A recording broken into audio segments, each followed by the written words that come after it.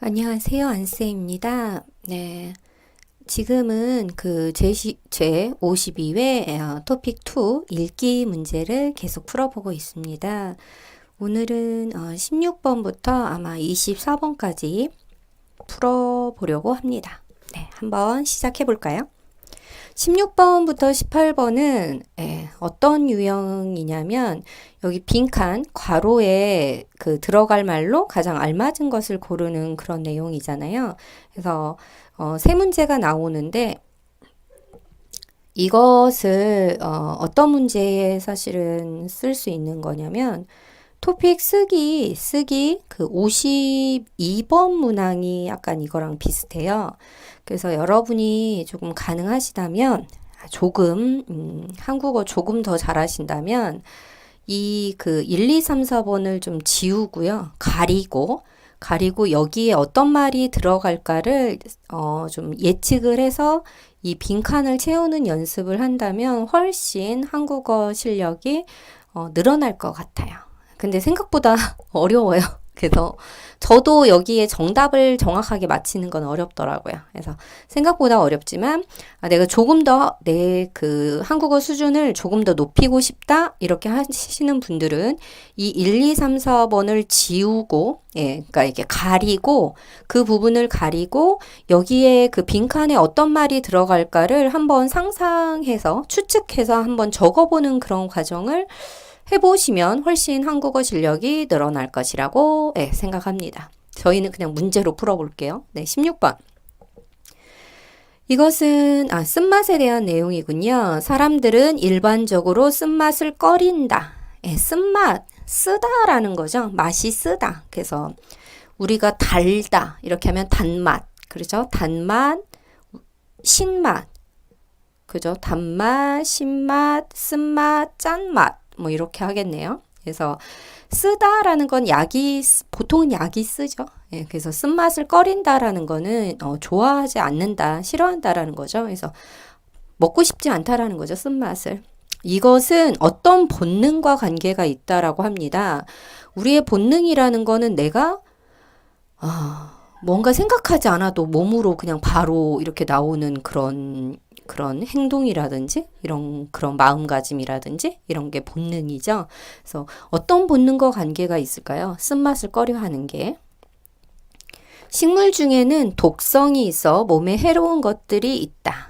식물에는 독이 있는, 그죠? 독성이랑 독이 있다라는 거죠. 그래서 독이 있어서 몸에 안 좋은, 해롭다. 그죠? 해로운 것들이 있는데, 그런데 이런 독이 있는 식물은 보통 쓴맛이 난다라는 거야. 독이 있는 식물이 쓴맛이 나니까 우리는 그 쓴맛을 꺼려 한다는 거죠. 그래서 독으로부터 나를 지키려는 그런 것이 있는 게 아닌가 싶었어요.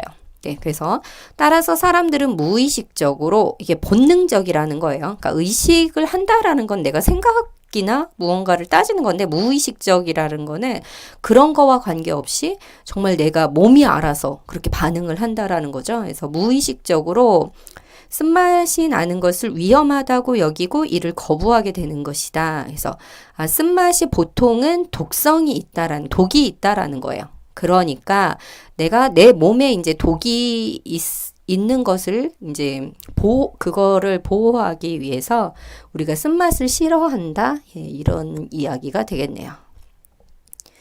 그래서 정답은 보이시나요? 네, 정답은 2번입니다. 자신의 몸을 보호한다라는 거예요. 그래서 내 몸에 혹시 그러니까 쓴맛이 보통 이제 독이 있는 그 음식이니까 그래서 그것을 보호하기 위해서 쓴맛을 꺼린다. 이렇게 쓴맛 나는 그런 야채소, 그런 나물 뭐 이런 것들 있잖아요. 네. 하여튼 1번 보면 지나친 과식이라는 건 많이 먹는다라는 거죠. 과하다, 먹는 게 과하다 이것을 피하려는 이라는 뜻이고요.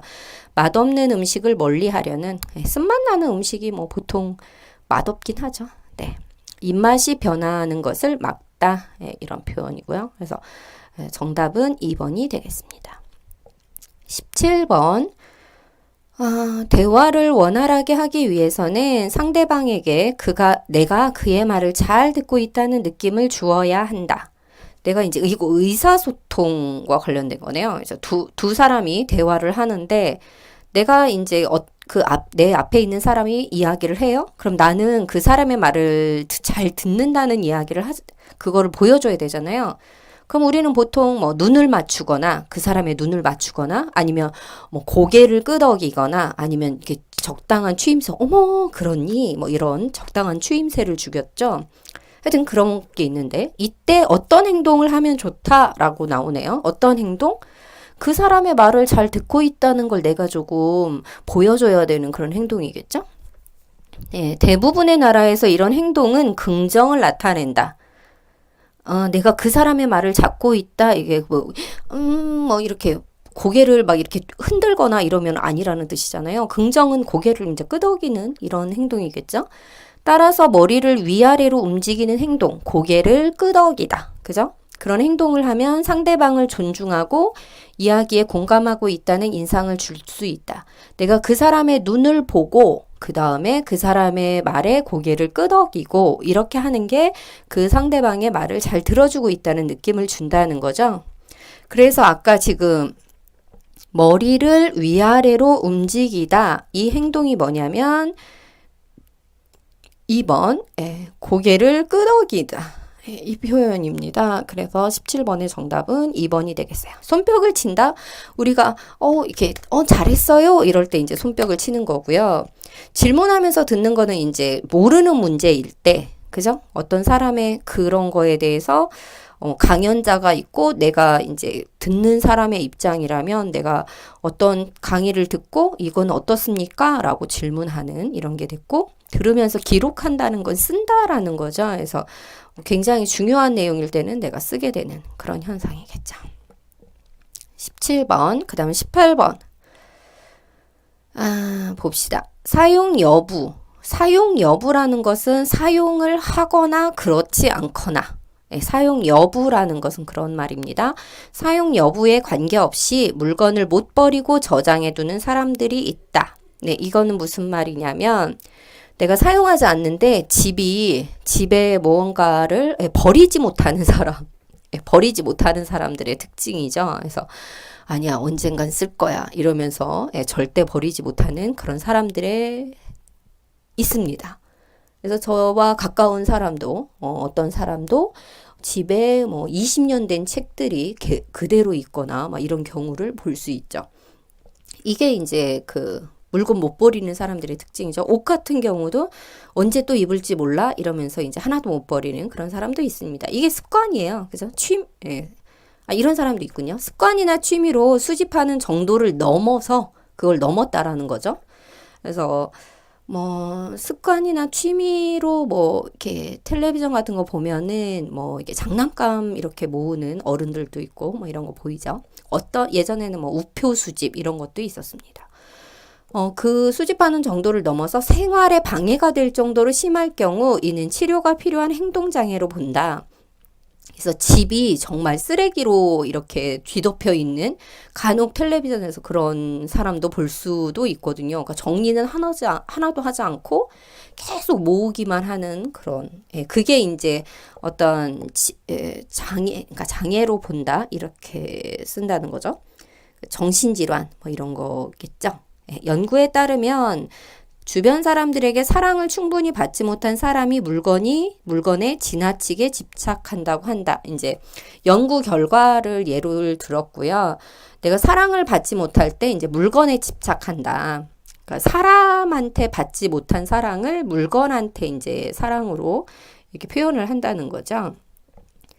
따라서 인간관계에서 안정을 찾으면 이제 그런 거 수집하는 불필요한 물건을 계속 수집하는 거, 버리지 못하는 그런 행동은 사라질 수 있다. 그래서 불필요한 물건들을 이렇게 계속 모으는, 그죠? 이건 4번은 아예 아니고요.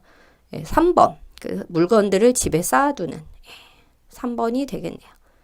요거는 2번이 맞으려면 불필요한 물건들을 뭐 버리지 못하는 아니면 불필요한 물건들을 모으는 뭐 이런 표현을 하면 2번이 맞을 수도 있습니다. 조금 어려운 쓰기 52번 문제라고 생각하시면 될 것 같아요. 네, 18번까지였고요. 그 다음 19번부터 20은 이제 문제가 두 개죠. 문제가 두 개고 이 유형이 이제 비슷하게 조금 나오는데 괄호에 하나 넣는 거 나오고 그 다음에 같은 것을 고르는 문제가 나옵니다. 이런 문제들은 보통 설명문, 어떤 내용에 대해서 뭐 이렇게 이야기를 쭉 하는 그런 설명문이나 아니면 생활문 뭐 이런 것들이 나오거든요. 한번 풀어볼게요. 인터넷으로 회원 가입을 할 때 설정하는 비밀번호는 초기에는 숫자 4개면 충분했다. 그랬죠, 예전에는. 처음에는 초기, 중기, 말기. 그래서 초기에는 처음에는 숫자 4개, 뭐 1, 2, 3, 4. 예전에는 뭐 생일, 뭐 이런 것도 하기도 하고요. 뭐 비밀번호, 집 비밀번호 뭐 이런 것도 하기도 하고요. 숫자 4개면 충분했어요. 하지만 뭐 1111, 뭐 1004, 뭐 이런 거 한국 사람들이 했거든요. 근데 요즘에는 또 이런 숫자 4자리도 뭐 예를 들어 생일이나 자기 생일은 못하게 하는 그런 것도 생겼어요. 그리고 뭐 1, 2, 3, 4 이렇게 쉬운 글자 안 되고 똑같은 번호 뭐 0000, 1111 뭐 이런 건 안 되는 그런 게 했었죠.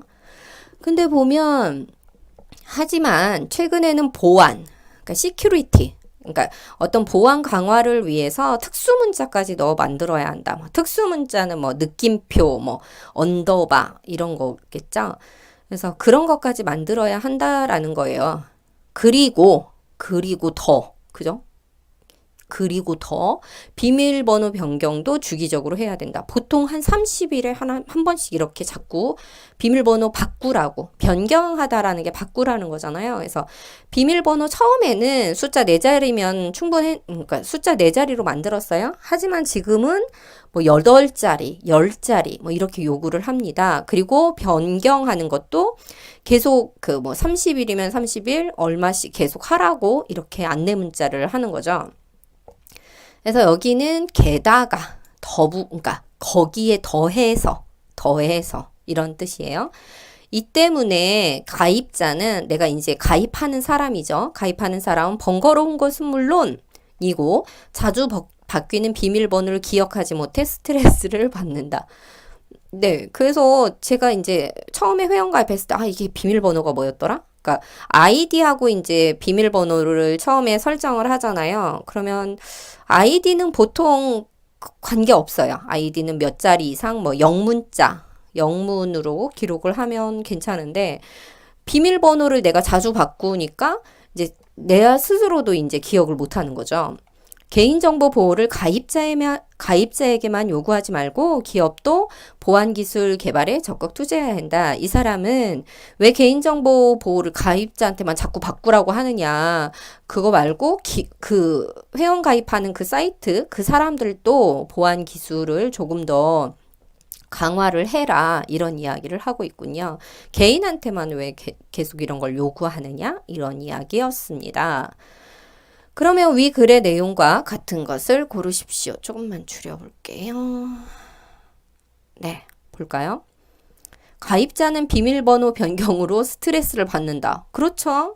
네, 번거롭기도 하고 이제 귀찮다는 거죠. 귀찮기도 하고 내가 이제 계속 바꾸라고 하니까 그렇게 하기도 하고 비밀번호를 기억하지 못해서 스트레스를 받는다. 맞죠? 초기의 비밀번호는 숫자 4개로는 만들 수 없었다. 초기의 비밀번호는 숫자 4개면 충분했다. 숫자 4개로 만들 수 있었습니다. 가입자는 기업의 비밀번호 설정을 까다롭게 요구한다가 아니고 반대로 기업이 가입자한테 비밀번호 설정을 까다롭게 요구하는 거죠. 그죠? 그래서 예전에는 숫자 4자리만 됐는데 이제는 특수문자도 하라고 하고 그 다음에 비밀번호 변경도 주기적이라는 거는 이렇게 사이클이 있게 그래서 얼마 동안 뭐 비밀번호를 변경해야 된다 이렇게 한다는 거죠. 4번 비밀번호 설정 시에 숫자와 문자 중 하나를 선택해야 한다. 요즘에는 여기에는 그런 말은 없었어요. 특수 문자까지 넣어서 만들어야 된다 이렇게만 있었죠. 그래서 하나를 선택하는 게 아니라 숫자와 문자 두 개 다 넣어야 만들 수 있는 거라는 거죠. 그래서 19번, 20번 이런 문제였고요. 그 다음 21, 22번도 비슷하죠. 네. 이 괄호에 들어갈 말하고 이 내용과 같은 거. 여기는 중심생각. 중심생각이라는 거는 이거 맞는 것, 같은 것을 고르는 것보다는 조금 어려운 건데 이 사람이 하고 싶은 말이 뭐냐는 거예요. 이 글을 통해서 이 사람이 최종적으로 하고 싶어 하는 말이 무엇이냐라는 거를 잘 찾아보아야 된다는 거죠. 한번 읽어볼게요.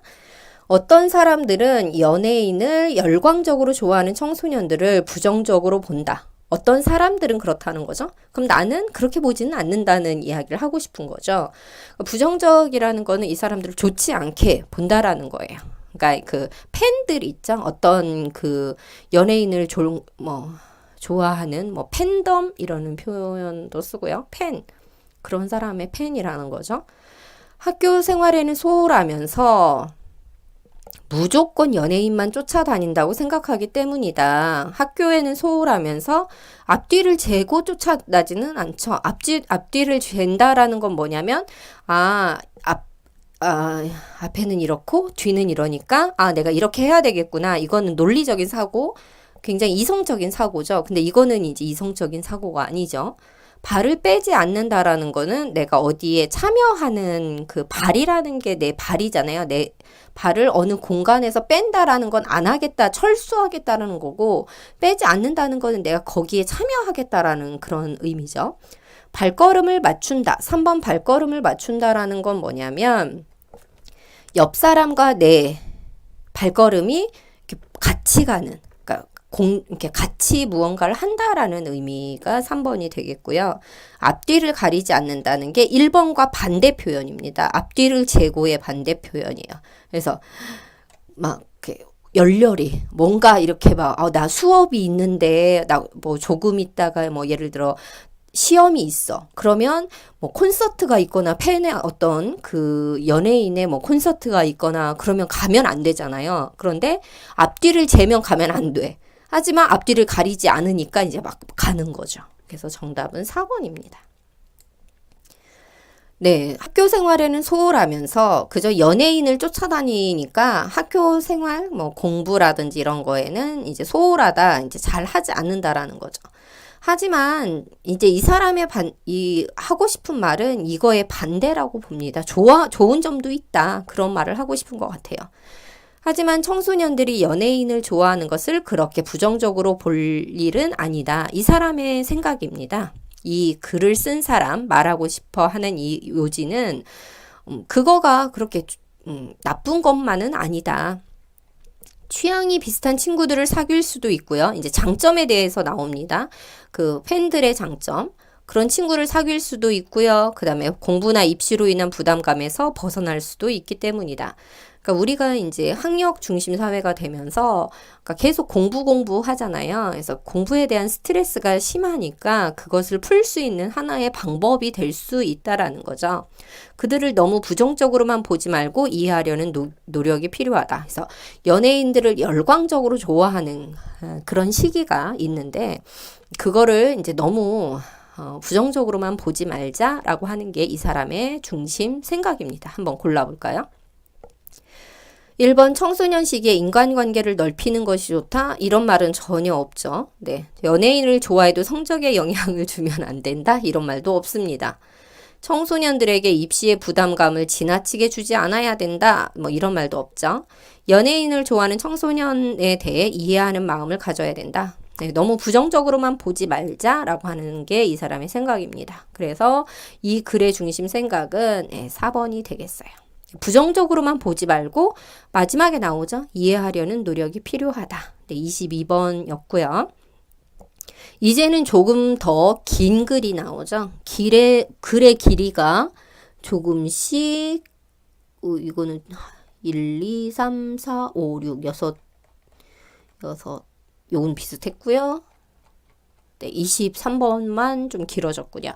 하지만 너무 겁먹지 않아도 돼요. 23번, 24번은 생활문입니다. 그래서 오히려 그 앞에 문제보다는 조금 더 이야기가 있는 글이기 때문에 겁먹지 말고 길이에 겁먹지 말고 도전하시기 바랍니다. 이 문제는 충분히 풀 수 있는 문제입니다. 도전해볼까요? 친정아버지가 손자들이 보고 싶다며 오랜만에 우리 집에 오셨다. 그러니까 친정아버지라는 거는 그 이제 여자, 결혼한 여자의 부모님이잖아요. 아버지. 그래서 친정 부모님 중에 이제 아버지가 이제 손자, 자기의 그 아들, 딸, 뭐 손자 이렇게 하면 아들, 딸이겠죠. 보고 싶다면 오랜만에 우리 집에 오신 거죠. 나는 여자예요. 그죠? 내가 집안일을 하는 사이에 아버지는 큰애를 데리고 놀이터에 다녀온다며 나가셨다. 오랜만에 우리 집에 오셨고요. 아버지가 이제 자기 큰아이를 데리고 나가셨어요. 1시간쯤 지났는데 아버지가 다급한 목소리로 전화를 하셨다. 다급하다는 거 급하다라는 거죠. 굉장히 이제 급한 목소리 전화를 하셨어요. 아이가 다쳐서 병원 응급실로 데리고 가신다는 것이었다. 여자도 놀랐겠죠? 왜 아이가 다쳤어? 나는 너무 놀라 허둥지둥. 허둥지둥이라는 건 굉장히 급하게 무언가를 하는 모양새입니다. 그래서 허둥지둥 응급실로 달려갔다. 아이는 이마가 찢어져 치료를 받고 있었다. 이제 아이가 다쳤으니까 이제 그 여자분은 이제 좀 화가 났겠죠. 왜 아이 못 봐가지고 왜 아이를 다치게 했어요? 이런 원망이 약간 들어가 있는 것 같습니다.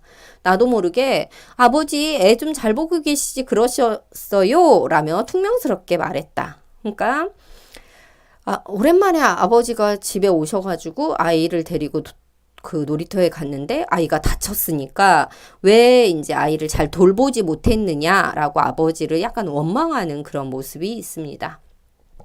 아버지는 아무 말씀 없이 치료받는 아이의 손만 꼭 잡고 계셨다. 그러니까 아버지는 이제 참 참담한 나도 속상한데 왜 너까지 이러느냐? 근데 그 자기 자식한테는 차마 그런 이야기를 못하고 아이만 걱정하는, 아이의 손만 꼭 잡고 계셨다는 거는 아이를 걱정하는 모습인 거죠.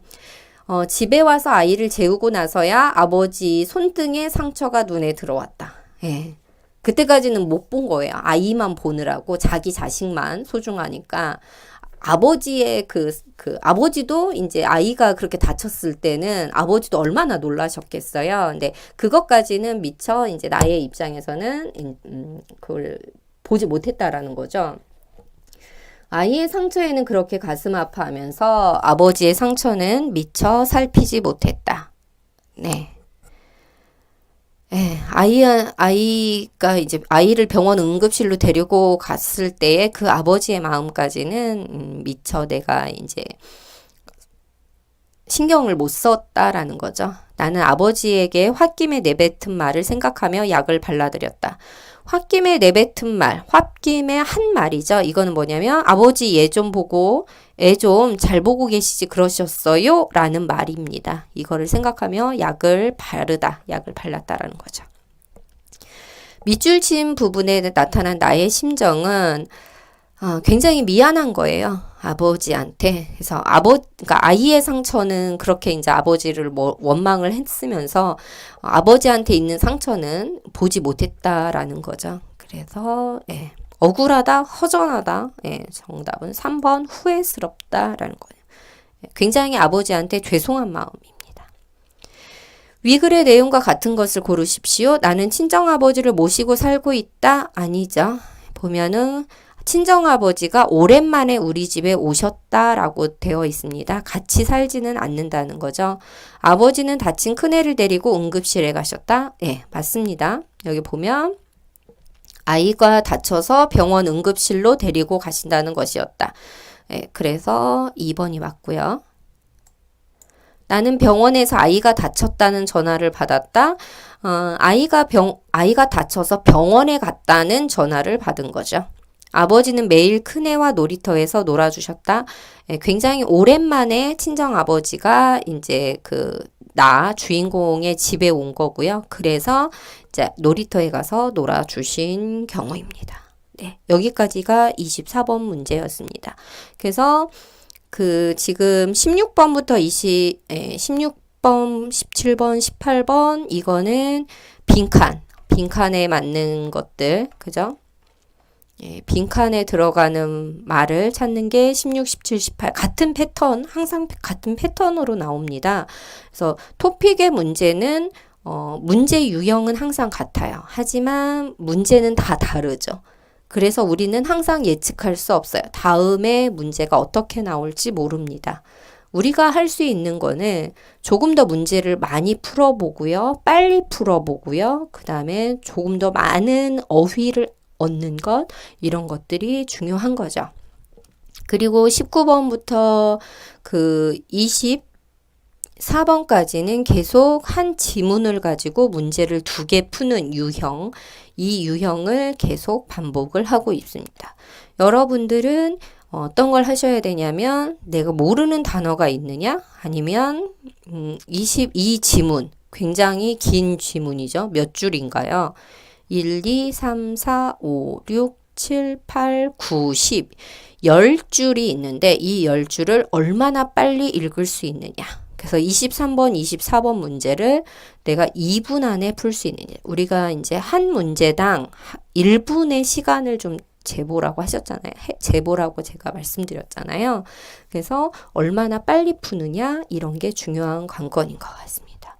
네, 예고를 해드리면 25번부터 27번은 어떤 내용이냐면 신문 기사의 제목을 보고 이게 어떤 내용인지를 추측하는 문제입니다. 이거를 실제 최근에 오늘자 뉴스를 보면서 어떻게 연습할 수 있는지를 한번 보여드리도록 하겠습니다. 이거는 다음 수업 예고입니다. 네, 오늘은 여기까지입니다.